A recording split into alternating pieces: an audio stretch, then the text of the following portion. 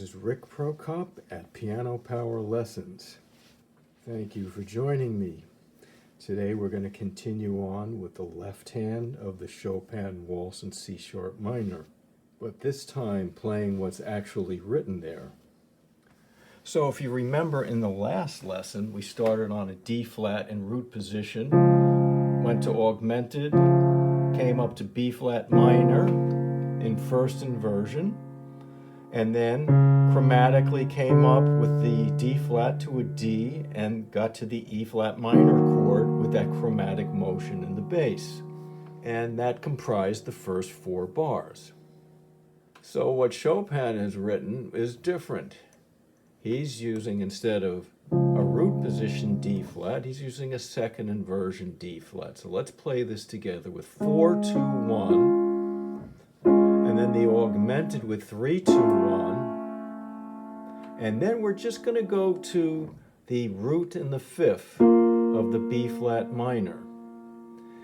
And then we're going to substitute our second finger with a thumb here so that we can go 5, 4, 5 to get up to the E flat.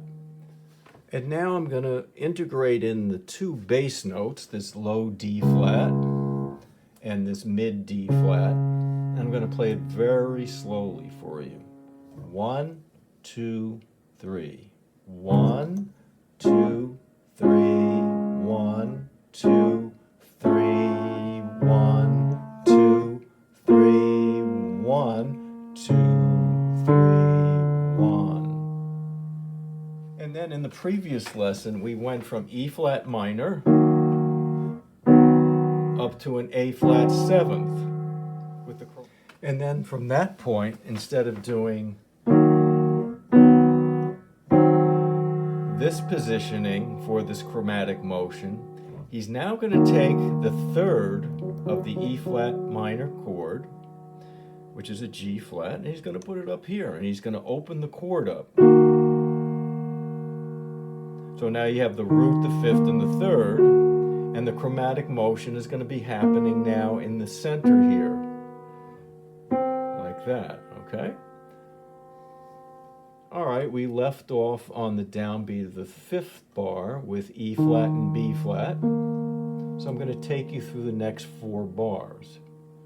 So the last note we hit was this E flat on the downbeat. So we have 1, then we take our index finger on the B flat, and then the 6th B flat G, then again, and then B G, then we go down and we hit this E flat again, and then C G flat twice, and then thumb on C, and then E flat with the 5th finger, E with the 4th finger, F with the 5th finger, and we're at the F minor point now. All right, so I'm going to do that very slowly for you in time. Ready? 1, 2, 3. 1, 2, 3. 1, 2, 3. 1, 2, 3. 1, 2, 3. 1. Okay, at this point in the previous lesson, we got to F minor. Then the next chord was a second inversion B flat 7th chord going to a first inversion E flat minor. And once again, Chopin takes these chords and he opens them up. So instead of having F minor, he has F minor like this. 3rd's up here now, from down here. So let's just play this 5th finger here and then play the C and the A flat. And then instead of the B flat 7th down here, he puts it here. So we have the 5th down here, the root, the 3rd, and the 7th. Then he comes up to the G flat here and a second inversion E flat minor. Okay? So let me take you through those 2 bars. We begin on the F, and now we have this, then the F again, and the B flat seventh, and then the G flat of the E flat minor chord.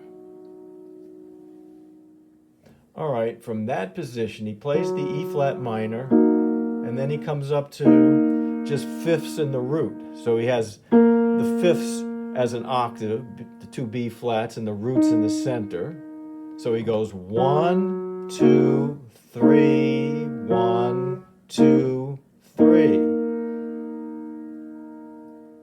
All right, and in time we have 1, 2, 3. 1, 2, 3, 1, 2, 3, 1, 2, 3, 1, 2, 3. Okay, in the previous video, when we got to this E flat minor,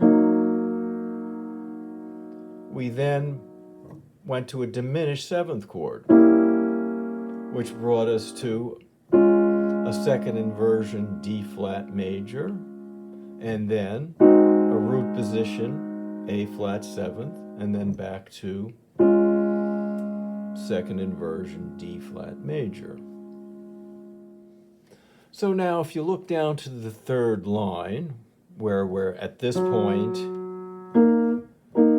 the E flat minor expanded, he does the same thing with the diminished chord. He voices that in a way that it's expanded. It's no longer in closed position, it's in open position. So we have this. The diminished chord now, instead of this, is this.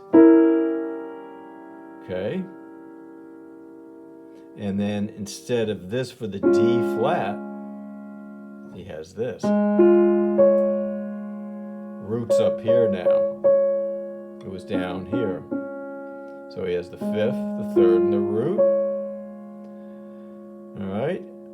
And then he goes down to this A flat and plays the A flat seventh that you already know from the previous lesson, and then comes back to this voicing, which you already know. And then the diminished seventh chord there without the B flat, and then he finishes on a D flat. So fingering it from this point, we're on the third line now, first measure, and you have 4, 2, and 1 for both of these. All right, then you have the fifth finger and 3, 2, 1 for the D flat, E, B flat, and then fifth finger, and then 2, 1 for the F and D flat, and then pinky, and then 4, 2, 1, and then pinky, 4, 2, 1, 5, 2, 1, fifth finger, and that's it. And the rhythm for this, starting on the third line down, would be this: 1, 2, 3, 1, 2, 3, 1, 2, 3, 1, 2, 3, 1, 2, 3, 1, 2, 3, 1, 2, 3.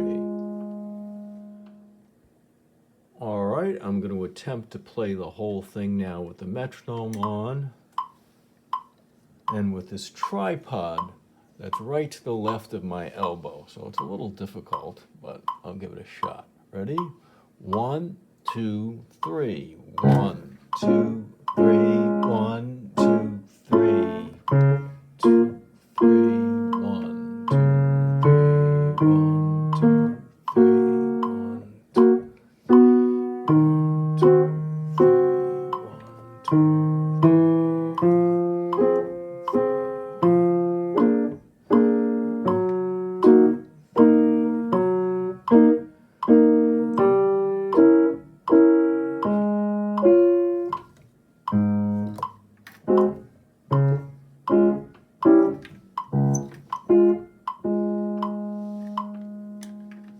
So that's it for today. We'll continue on next lesson, and what I'd suggest you do is memorize the left hand, because when you're playing the melody, you don't want to be thinking about, well, what notes do I have to hit in the left hand?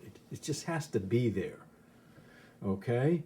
Because the melody is a little complicated, there's a lot of subtlety, and if you have this part of it out of the way, it makes it so much easier in the long run. All right, so I'll see you next time, and have a great day.